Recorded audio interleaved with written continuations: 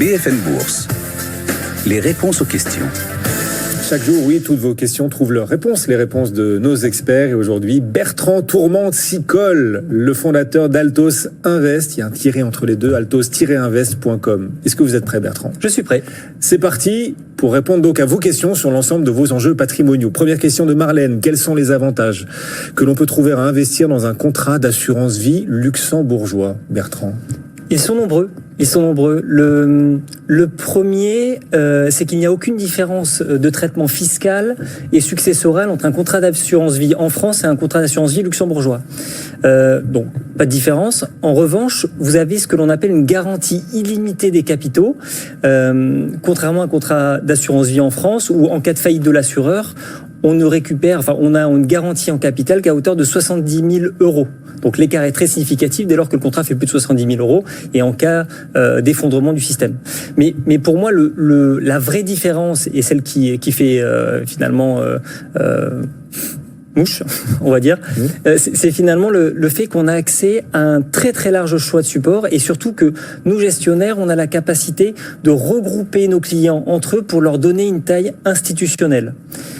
On a vu précédemment que les meilleurs investissements étaient souvent disponibles à partir de plusieurs millions d'euros. Le contrat d'assurance vie luxembourgeois, à travers la signature unique de l'assureur, nous permet de passer un seul et même ordre pour l'ensemble de nos différents clients et donc de démocratiser finalement des investissements habituellement réservés aux institutionnels. C'est ça, donc quand on dit le ticket d'entrée est très élevé dans l'assurance vie luxembourgeoise, il est très élevé, mais en s'y prenant bien, en choisissant les bons véhicules, alors là vous prêchez pour votre paroisse, mais voilà, on peut parvenir à accéder à ce placement et à ces avantages, même pour un ticket d'entrée plus faible que ce que l'on nous dit sur le papier. Exactement. Alors après, il y a des typologies A, B, C, D en fonction de la taille du patrimoine, mais systématiquement, on a accès à des investissements auxquels on n'aurait pas accès en France. Et il y a une idée reçue qui me semble pas forcément, qui convient de rectifier, c'est que l'on rectifie.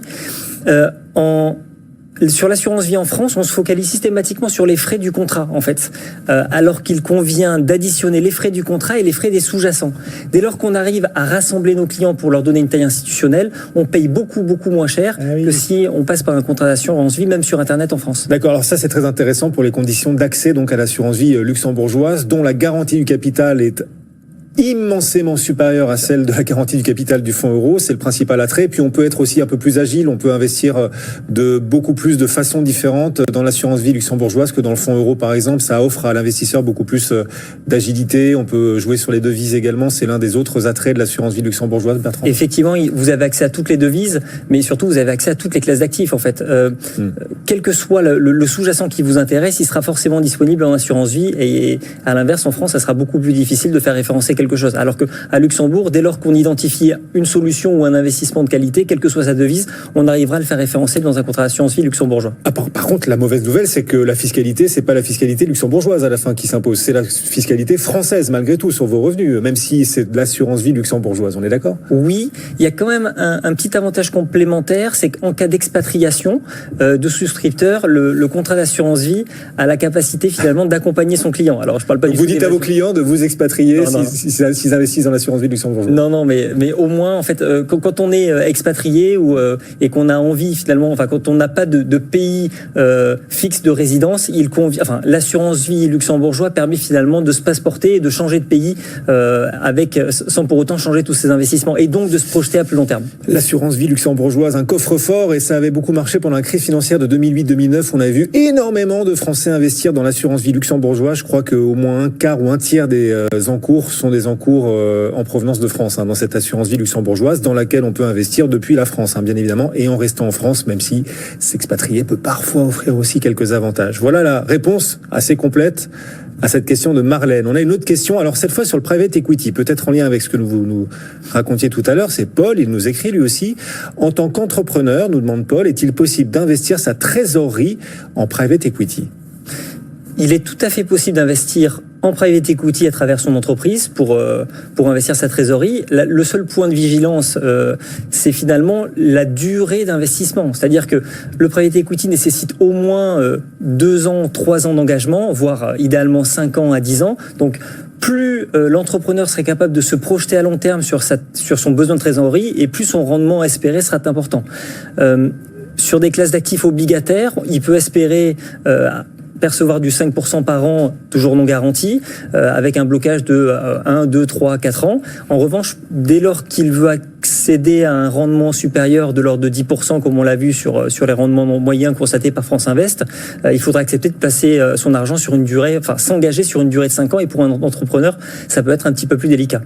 Ça permet de diminuer son impôt sur les sociétés. C'est le principal avantage de la conversion de la trésorerie, ou en tout cas l'investissement de la trésorerie en private equity. Dès lors que l'engagement sur des lignes européennes, parce qu'on n'a pas de carotte fiscale si on quitte l'Europe, mais dès lors qu'on est investi sur des actions ou des obligations européennes avec un blocage de 5 ans, on bénéficie d'une carotte fiscale à la sortie d'un IS à taux réduit de 15%. Paul, la réponse à votre question. Et puis Jacques aussi nous écrit, alors on parle de tout, on était sur le private equity il y a un instant, sur l'assurance vie juste avant, là on va parler d'immobilier. Un de ses amis lui a dit qu'il était possible d'investir en immobilier à travers faut pas que je me trompe, les OPPCI. On est bon ? On est bon. Quels sont les avantages, c'est ce que nous demande Jacques, quels sont les avantages des OPPCI pour investir dans la pierre ? Alors, au PPCI, il y a un P en plus par rapport aux EPCI. C'est finalement le critère de professionnel, investisseur professionnel. Donc ça veut dire que le ticket minimum est supérieur à 100 000 euros. On l'a vu, dès lors que vous êtes capable de déployer une ligne à plus de 100 000 euros, les frais sont réduits et les performances espérées sont également plus significatives. L'avantage que moi je vois dans l'OPPCI, c'est que ce véhicule-là a vocation à recourir à la dette. Dès lors que vous apportez, je vais dire un exemple, donc 100 000 euros sur un OPPCI, en général, cet OPPCI peut faire appel à la dette pour 200 000 euros en plus à un crédit amortissable sur 15 ans. Les loyers des 300 donc de l'ensemble vont rembourser le crédit et donc 15 ans plus tard, les 100 000 euros que vous avez investis devrait devenir, si tout va bien, 300 000 euros. Donc ça fait quand même fois 3. C'est assez sympathique. Alors, à mi-parcours, au bout de 7 ans et demi, on peut doubler le capital. Et le vrai avantage également de l'OPPCI, c'est sa liquidité au bout de quelques années. Et donc, si vous, après avoir doublé au bout de 7 ans et demi, vous pouvez sortir et engranger une plus-value assez significative. C'est mieux que les SCPI donc ? Il y a un match entre les OPPCI et les SCPI. Je pense que le match est perdu pour les SCPI. Mais il est plié, ce sont les OPPCI qu'il faut privilégier. Mais attention, le ticket d'entrée n'est pas le même. 100 000 euros, vous le disiez, pour les OPPCI. Exactement. Après, il y a certaines SCPI. Enfin, ce qui me déplaît chez certaines SCPI, c'est les frais d'entrée. Il existe certaines SCPI qui n'ont ni frais d'entrée ni frais de sortie. Donc, à ce moment-là. Mais qui ont des frais de gestion, quand même. Et qui ont des frais de gestion significatifs. Mais en même temps, il y a 5,5% de rendement pour les SCPI et les OPPCI. Dès lors que vous restez les 15 ans, vous avez un rendement supérieur à 8. Donc, dans tous les cas, l'OPPCI sera sans doute plus rentable. Il y a juste un petit point, une petite opportunité post-Covid, c'est que les OPPCI parfois peuvent avoir des frais de notaire assez significatifs parce que vous payez les frais notaires sur l'ensemble de l'investissement, pas seulement sur votre apport, mais sur l'ensemble. Et aujourd'hui, il y a du secondaire sur les OPPCI qui nous permet d'échapper à ces 10, 12, 15% de frais de notaire. D'enjamber les frais de notaire quand on va investir à travers le marché secondaire, on enjambe carrément tous les frais de notaire ou on les diminue ? On peut aujourd'hui, on peut sortir à zéro. Enfin, on peut rentrer à zéro. Voilà, quelques clés, quelques solutions. On est là pour ça, BFM Business, média de solutions, grâce à tous nos experts. Bertrand Tourmente, qui vient nous rejoindre très régulièrement. Merci beaucoup, Bertrand. Merci. Fondateur de altos-invest.com. Aujourd'hui sur BFM Business. Envoyez-nous vos questions. Chaque jour, on essaie d'y répondre aux alentours de 16h35, 40. Bon retour. Le CAC 40 est toujours en léger repli, alors que Wall Street tergiverse. Dow Jones